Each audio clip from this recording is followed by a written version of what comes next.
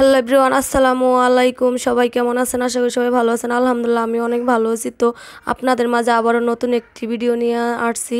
তো কি ভিডিও দেখতে পাচ্ছেন? সবার চিরচেনা সেই কিশোরগঞ্জের পাগলা মসজিদ।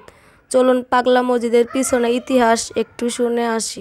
আমরা কিন্তু চলে আসতেছি গাজীপুর থেকে কিশোরগঞ্জ। তো গাজীপুর টু কিশোরগঞ্জ আমরা ফাইনালি রওনা দিয়েছি গাজীপুর থেকে কিশোরগঞ্জ সেই পাগলা মসজিদে যাওয়ার জন্য।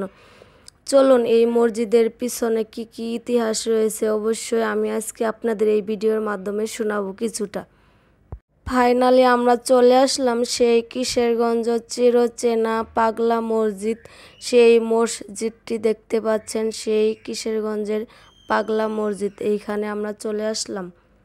কিশোরগঞ্জ জেলায় ঐতিহাসিক মসজিদ মুসলিম ও মুসলিম সকলের কাছে একটি বিষয়। মূলত বিপুল পরিমাণ টাকা, বিদেশি মুদ্রা, সোনাদানা পাবার জন্য এই মসজিদ শতাধিক আলোচিত ভ্রমণকারীদের জন্য রয়েছে আজকের ইতিহাস। কিশোরগঞ্জ জেলার শহরে হাওড়া এলাকায় নরসিংদা নদীর তীরে 3 একর 88 জায়গা নিয়ে প্রায় 250 বছরের প্রাচীন ও ঐতিহাসিক পাগলা মসজিদটি অবস্থিত। মসজিদের বর্তমান অবস্থিত আধুনিক স্থাপন ও স্থানে অবস্থিত। এখানে 3 তলা বিশিষ্ট মূল মসজিদের উপর রয়েছে 3টি গুঞ্জম ও একটি সর্বোচ্চ মিনার রয়েছে। তাছাড়া এর পাশে রয়েছে 5 তলা ইতিমখানা ও হাফিজিয়া মাদ্রাসা ও পিছনে রয়েছে কবরস্থান। মসজিদের মূল কমপ্লেক্স ও বাহিরে উন্মুক্ত মাঠে 6000 মুসল্লি নামাজ আদায় করতে পারবে। তাছাড়া মহিলাদের জন্য রয়েছে আলাদা নামাজের জায়গা।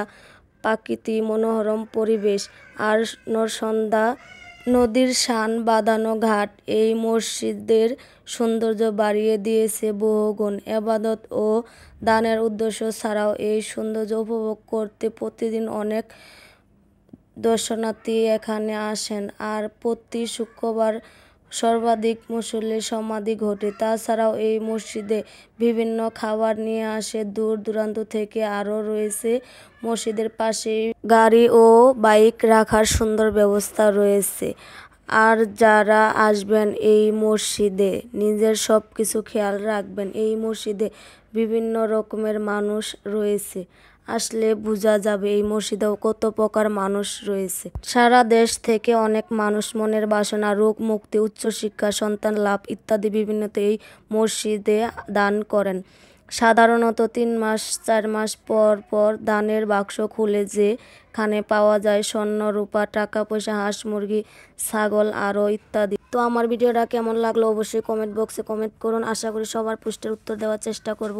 ভালো লাগলে ফলো দিয়ে সাবস্ক্রাইব করে পাশে থাকবেন। সবাইকে আল্লাহ হাফেজ।